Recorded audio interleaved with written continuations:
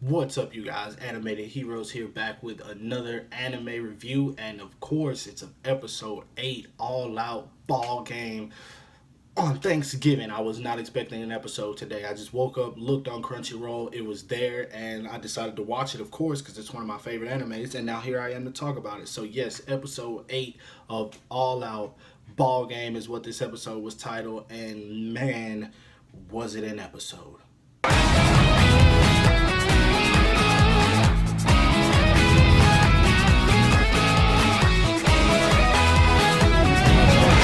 Komori, the team coach, who's going to talk to the advisor. I'm guessing he's the advisor of sports. I'm not sure, but he goes to talk to him, and he says, I recommend that you make me the coach of this team, I guess permanently, like he's trying to do it for the school. He wants to work for the school and watch out for the rugby team. I'm not really sure, but he says, I want you to make me the coach. And the advisor's name is Yoshida. He says, well, yeah, I'm fine with that. And they sit down and they have a little talk, and that's when things get a little bit interesting because, as we all know, we haven't seen the advisor. This is the first time we've seen him, which is in episode 8. And we get Kimori, who's talking to him, and he says, you as an advisor have pretty much failed at your job.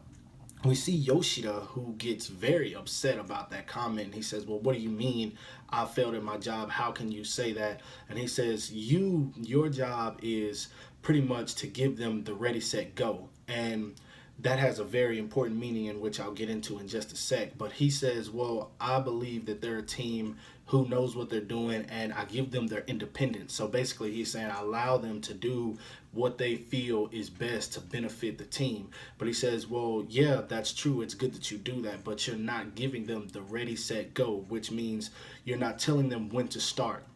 And he says that a lot of teenagers, that's something that they need, that push to let them know when to go, when to stop, when they need to slow down, things like that. And that's actually a very important message because teenagers are, I'm not going to say feeble-minded. I was a feeble-minded teenager, but some of them is just like they need boundaries, and that's what he's saying. You as an advisor, a school advisor, is supposed to do. This is your job, to help them and allow them to have their independence, but also to set and enforce limits with them. Now, the next part of this episode, it gets pretty interesting. It shows the team in the locker room, and they pretty much find out, hey, we're getting a practice game. And Sekizan is really one of the only ones who's not all that nervous after they find out the team they're going to be playing. The team's name is Sagami, and apparently they're like second highest in, I don't know, they're ranked pretty high, pretty much. But Sekizan is the only one who's not nervous about it. Everyone else is, and you got Gion and Ibumi, who of course are ready for it, which that was very interesting because Gion says, all right, let's go. And then Ibumi says to him, well, you don't even know if you're going to be playing or sitting on the bench, so you have no right to talk. But anyway, they go to practice, they practice a little bit, and then it does a time skip to the very next day where the other team shows up. And you have their captain who's very interested in Jinko's captain. He says, oh, wow, you guys, make sure you show respect to him. Guys, just show him that how good you are. And it was very interesting that he said that because the coach, you get to find out a little bit about him later on in this episode. Anyway, Sagami goes to warm up right before the little practice game starts, and you look at this team and you think, oh, well, they're a good bunch of kids. They're probably just like Jinko, you know, just an interesting rugby team who is actually built their skill to be good. But later on, you find out more about these guys. And honestly, I'm just going to go ahead and be front. I really do not like Sagami as a team, and I'll explain why in just a sec. But anyway, before the game starts, we get another funny moment. Ibumi and Gion are sitting on the bench. Well, not the bench. They're sitting on the ground, but pretty much they're benched out of the game. And it's pretty funny because the team manager, she looks at them and she says, wow, you two are inseparable. Now, the game starts, and it appears that it's going to be a pretty good game until one of the guys says, hey, Iwashimizu, I've played him before. He's a big guy, but he's nothing. I want everyone to go after him. And at that point, when he said that, I wasn't expecting much of it until everyone seemed to try and tackle Iwashimizu at that point. And it kind of ticked me off because, like, if you know Iwashimizu, if you watch the show, he's a very, very fragile character. He doesn't want to harm anybody. He plays like he doesn't want to hurt anybody.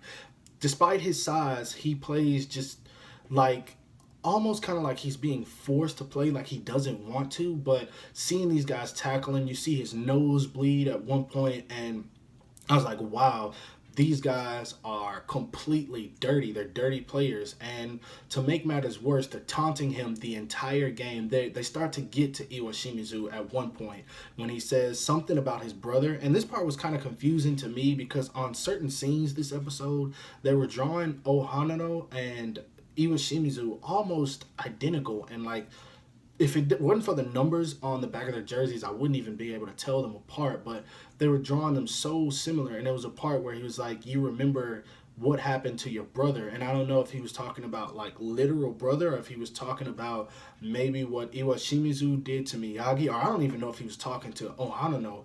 It was just like very, I don't know. It wasn't that it was off, but it's just like I couldn't depict those two characters specifically from one another. But anyway, these guys are just cheap, man. They're just horrible, horrible players, and they're all on the same. And the reason I said that I couldn't stand the coach is because we get to see Jinko's coach. He says I can tell that this is the way they were taught to play. This is what the coach told them to do. And right when he says that, you see the coach just sitting back smiling as his team does exactly what he told them to do, to taunt these guys, to cheat, to come up with things to really tick them off. And they're a whole bunch of dirty players. And I know in sports you get a lot of people like that. There's a lot of talk between games to frustrate people and throw off their game. But man, this episode, I just felt it. It was so horrible, man. And I don't know, I just really didn't like it. But it appeared that no one really scored except for Sagami, who got one score towards the very end of the episode. And it was because Iwashimizu, I don't know if it was really because of him, but he was just so, I want to say, stressed out, so frustrated with the way that they were treating him during the game. He couldn't put all of it into it. And at one point, the guy who was talking to him, who was taunting him the most, he even grabbed him, and you could tell he was just so frustrated. I don't know if he was going to hit him or what, but his teammates showed up and they stopped and they said, Iwashimizu, calm down. It's going to be okay. Don't worry about it. But it's just to see Iwashimizu, the person who wouldn't hurt a fly, obviously, get that frustrated that he grabs a guy and he's about to go on the attack, you know that it's definitely something serious. Anyway, there's one point in this episode where they kick off the ball, the other team kicks off to Jinko, and Iwashimizu catches it, and he somewhat kneels, and he says mark, and it explains what a mark is. It's when it's a good catch, you catch it on, I believe, the 22-yard line, you stop pretty much, and you get the chance to kick it back, and that's what they did. Iwashimizu kicked it back, and they were a little bit surprised that someone his size could kick the way he did. They caught it, and they did the same thing. It just once again showed how dirty they were. They did the same exact thing. They kicked the ball back and they caught it. Iwashimizu caught it again, and he called mark. And even though you're not supposed to tackle on a mark, they hit him anyway. And I don't believe he fell or anything, but they tackled him again. And at that point, I was like, wow, you guys, seriously, man. I hope they end up beating this team. It didn't say by the end of the episode, but I don't know, man. That part just really, really ticked me off. But like I said, they were going pretty much back and forth, but you could see that Jinko was losing their cool, and that's really what was throwing off their game. Honestly, I believe they could take this team down probably, not going to say easily, but they could probably beat these guys if they could just get their heads together. And that's one thing that Kimori, their coach, I believe, is probably going to stress to them if they take a break or anything next episode, because the way they're playing right now, it's no way that they're going to get the victory. The last scene of this episode was probably the most emotional, I guess, or just the most frustrating, because I was frustrated watching it. So seeing them play that way, obviously they were frustrated. But it's Ohanano. He gets his hands on the ball and he gives it a kick. And we all know that Ohanano has been playing for a while. So he's known to be good at rugby. But once again, it shows just how Sagami is getting to them. He kicks the ball, it goes out of bounds. And he just at that point lets out all of his frustration. He yells, he says, "Oh my God, I can't believe it. I can't do this because this bunch of douchebags pretty much are taunting me. Are you serious? You guys need to get a life." And he tells them, he was like, "You guys are ridiculous the way you play." And you see that they don't even care about the fact that that's how they play, because they're all smiling at the fact that they're pretty much cheating. They're wearing the enemy down mentally. They're not good players. They're just good at getting into your head. And at that point, Koyumi says, "All right, you know what? You got to get out of here, Oharano." And Oharano gets frustrated. He throws off his helmet, and as he's walking off, you hear him say exactly what I was feeling to the other team. He says, "You know what? You guys go kill yourselves." And at that point, I felt the same way, because it's just pitiful the way these guys play. And I mean, it's new. It's definitely something I've never seen. Bringing characters in that play with that type of style, because I mean, I watch Haikyuu, of course. Oikawa talks crap like crazy, and you've got other people who do it, but these guys actually use that to their advantage to get the victory, and it's pretty pitiful. But the last scene of the episode, the advisor shows up. He's standing by the fence. He looks at Koyumi and he says, "Yeah, you know what? You're right. They're just pretty much just throwing the ball up and down the field. They're not playing rugby." With that said, I have no idea where the next episode is going to go. I never watch previews because I love the element of surprise when it comes to shows like this.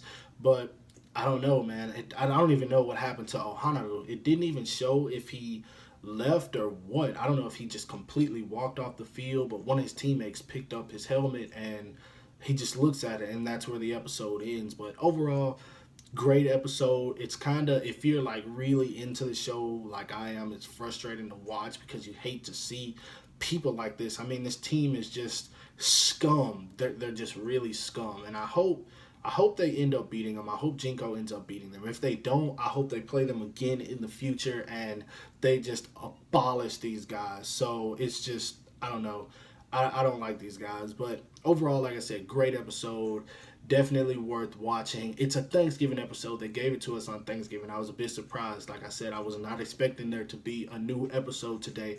That just shows how much these guys in Japan work to animate and manga and all that type of stuff. These guys deserve the views for the hard work that they get. So if you watch the show, please go check out the new episode when you get the chance. I'm not saying interrupt your dinner with family to go watch it. Just watch it sometime tonight or something. But yeah, thumbs up for this episode, and I hope you guys like this review. If you do, don't forget to give it a thumbs up. That helps me out a lot.